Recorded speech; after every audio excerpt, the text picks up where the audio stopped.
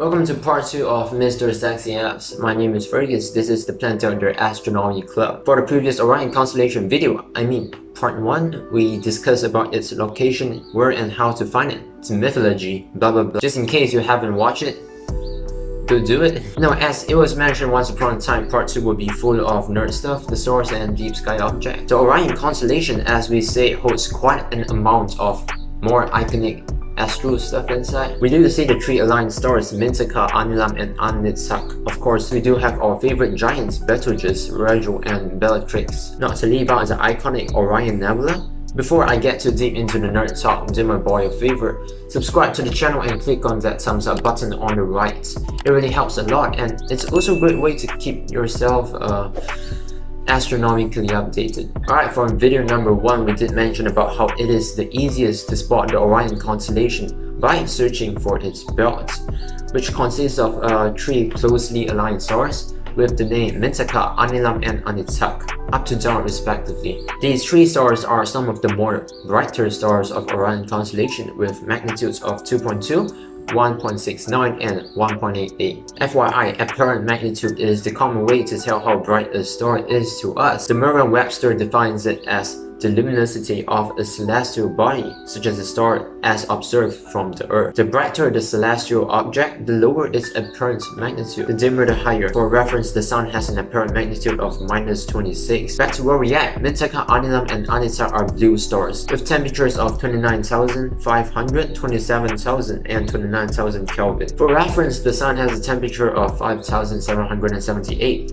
and whereas Betelgeuse has a temperature of 3,500 Kelvin. Yes, Betelgeuse is that cold. It may not seem like it, but compared to the other stars, you can see the dramatic difference between. Rigel has 11,000, for example. The temperature of the star doesn't really affect the brightness, and you really can see what I mean here because Betelgeuse is the second brightest star in the Orion Constellation. Normally, big stars tend to shine a lot brighter than the tiny ones, and the size is really more affected by the age of the star itself. They often start off smaller and keep on growing in size, and since Betelgeuse is near the end of its life, it is no coincidence that the star is so massive. We call these stars as supergiants, and they will probably end its life by doing this thing called a supernova, basically a superenormous explosion caused by the star falling apart into itself. We will cover this in another video you can expect to come out in the near future, and when it does, keep an eye out for that. Talking about Betelgeuse, it is the second brightest star in the Orion Constellation with a magnitude of 0.42. It is also the 10th brightest star observed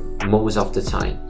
I'm saying most of the time because magnitude varies quite a lot from time to time. It is located on the right shoulder of Orion, in which you can easily observe by looking at its warm red color. It really makes a contrast with Rigel, a massive blue supergiant with a temperature of 11,000 Kelvin and a magnitude of 0.18.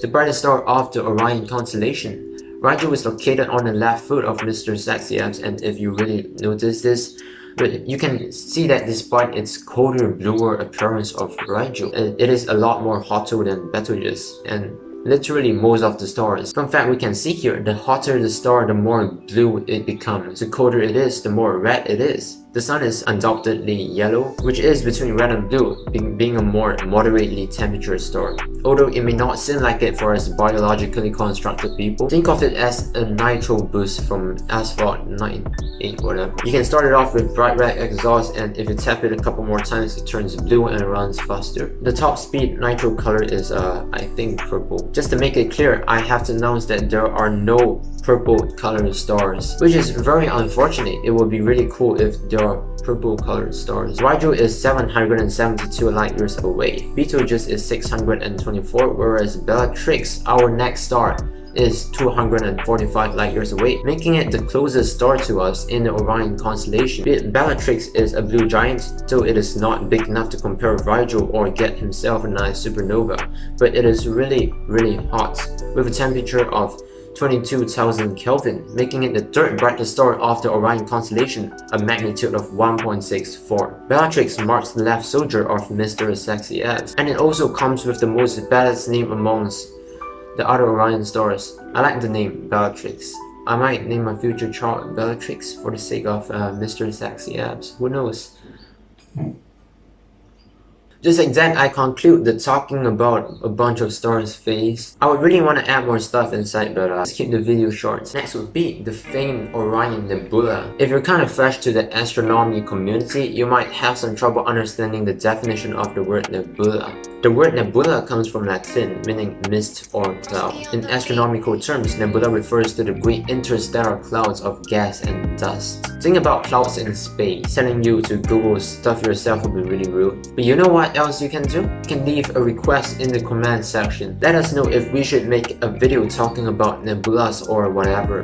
Write in the comments below. There are quite a number of nebulas in the Orion Constellation, including the Orion Nebula, Messier 78, the Horsehead Nebula, blah blah blah. But in this video, I shall only be talking about the Orion Nebula because it is the largest and most representative compared to the others. The Orion Nebula, or Messier 42, is located at the south of Orion's belt, glowing with an apparent magnitude of 4. It is a diffused nebula, which, as the name suggests, it looks diffused and has no clear edges. These nebulas are generally where stars are born, where a ball of gas and dust will spin rigorously and heat up into and form a star in layman's terms. This picture of the Orion Nebula is taken by the Hubble Space Telescope in 2006, in which I really think is impressive because this picture is actually a composite image of visible light and infrared light. Basically, you put an image of what you call visible light together with an image made up of this part of the light spectrum you can't see, called the infrared light. Together, you can get this very beautiful looking picture of the Orion Nebula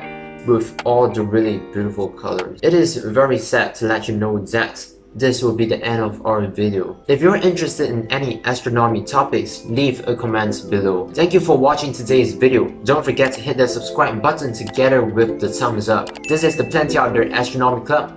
We will see you next time.